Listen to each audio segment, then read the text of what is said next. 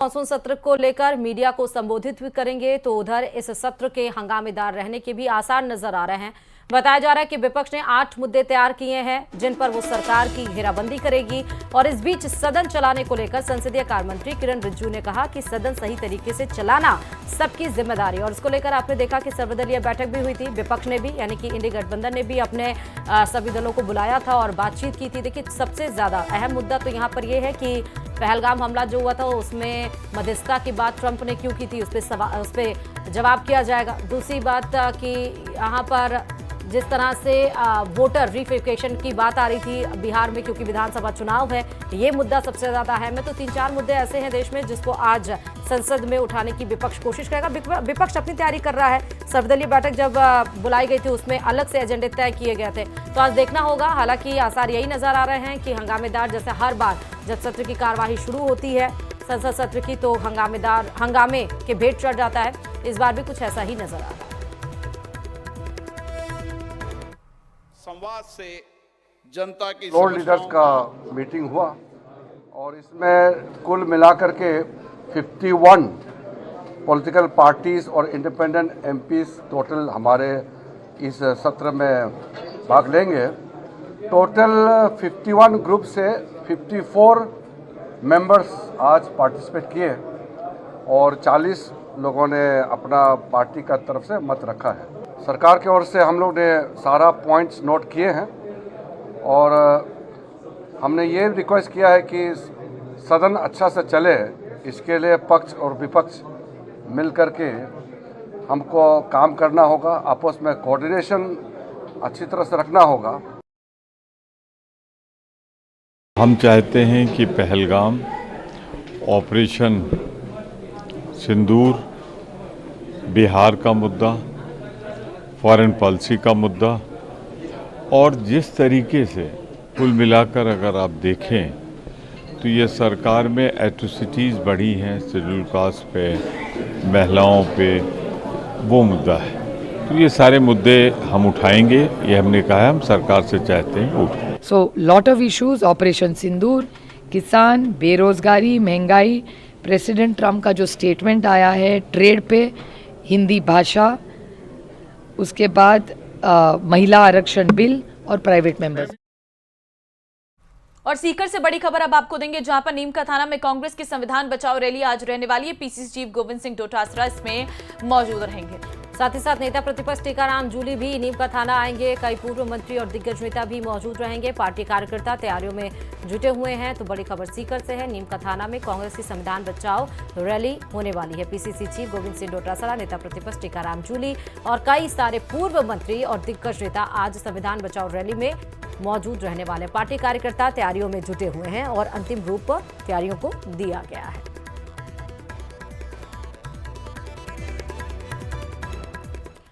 और चलिए अब बात जोधपुर से बड़ी खबर के। निजी होटल में पुलिस की रेड देखने को मिली है। कई युवक युवतियों को अरेस्ट किया गया है। बाद में युवक युवतियों को पुलिस ने छोड़ भी दिया है। पंजाब की बताई जा रही है ये लड़कियां। महामंदिर थाना पुलिस ने इस पूरे मामले पर कार्रवाई की है। लाल मैदान क्षेत्र के होटल में ये छापेमारी देखने को मिली है।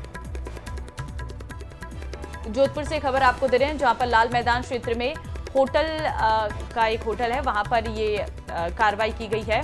छापेमारी में यहां से युवक युवतियों को पुलिस ने पकड़ा है। कई युवक युवतियों को जो है पुलिस ने यहां से पकड़ा है और पंजाब की बताई जा रही हैं ये लड़कियां।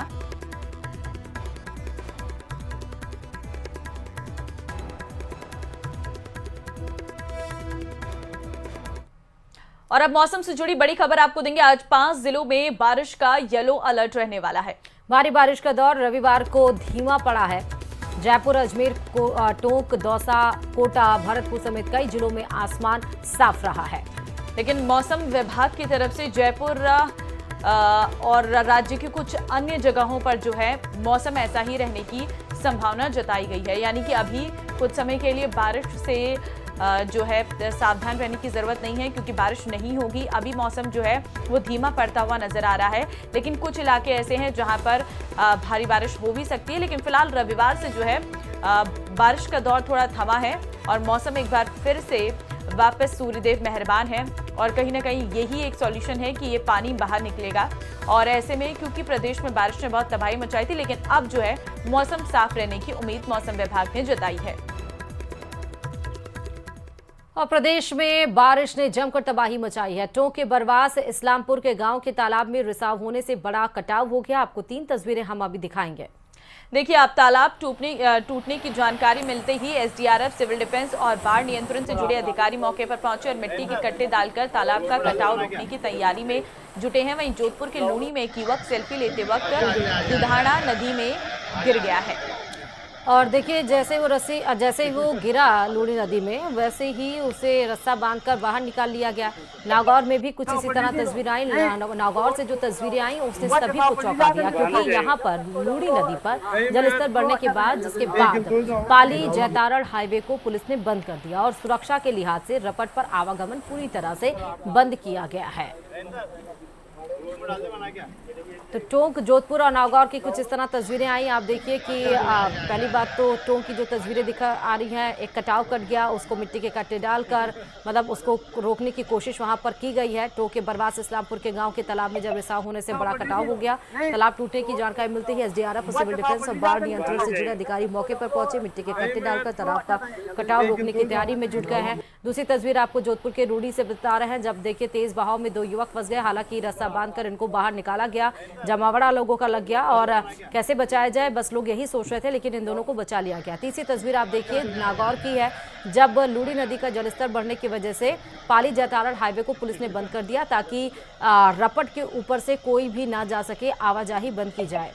लेकिन उस दरमियान देखिए किसी के घर में किसी की मृत्यु हो गई और उसके बाद उसी रपट से वहां से ही जिसको बंद किया गया वहां से लोग ले जाते हुए दिखाई भी पड़े।